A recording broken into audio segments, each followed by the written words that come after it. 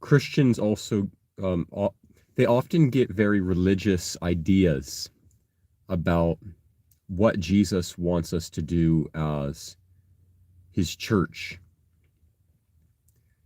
Some Christians believe that you have to keep the law of Moses in order to be a Christ follower. The Jews always have tried to push this on the Gentiles, saying you have to be circumcised if you're going to be a true Jew. You have to keep dietary laws. You can't mix certain fabrics. You have to go to synagogue to worship. And the Jews have, for years, tried to heap up heavy burdens. Jesus talks about his commandments not being burdensome. But the Christian church also has heaped up heavy burdens on people. And even though a lot of the Christians like to say we believe in faith and not works, they live out their salvation by works, either the works of the law of Moses or the works that their church deems they need to do in order to be saved, such as giving tithe, going to church once a week, participating in Bible study, doing fasts, getting together as their fellowship groups.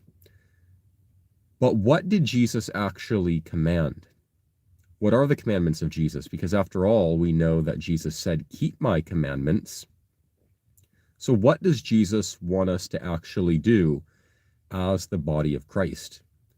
That is what I want to read to you today, because that is what is important for our salvation. This is what Jesus says in John chapter 15. As the Father loved me, I also have loved you. Abide in my love. If you keep my commandments, you will abide in my love, just as I have kept my Father's commandments and abide in his love. These things I have spoken to you, that my joy may remain in you, and that your joy may be full. This is my commandment, that you love one another as I have loved you. Greater love has no one than this, than to lay down one's life for his friends. You are my friends if you do whatever I command you.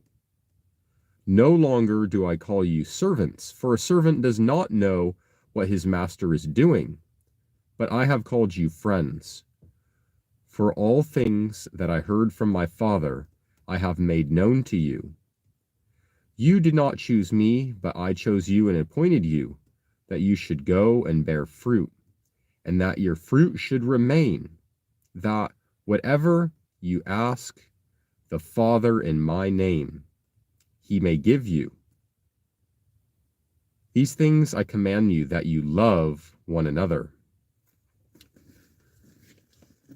A lot of Christians look over how important love is. They think it's a secondary attribute of the Christian faith. They think it's more important to have good theology, to keep up church attendance, to make sure you're giving 10% of your annual income to a church. They start getting very religious about their faith. But what Jesus commanded his church is that we love one another. We know that the greatest commandment is to love the Lord our God with all our heart, soul, mind, and strength.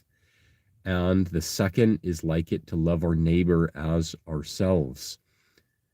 If you do this, you will fulfill the law and the prophets.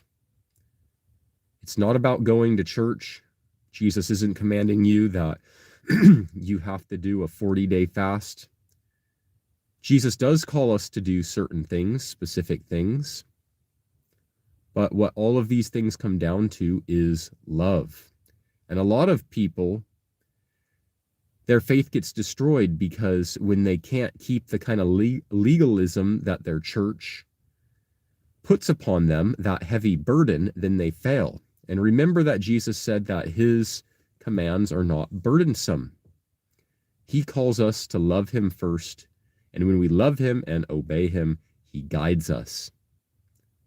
He doesn't give us more than we can handle if we trust him and put our faith completely in us. Or if we put our faith completely in him, then he is in us and he gives us the power to sustain. So do you have the love of Jesus in you?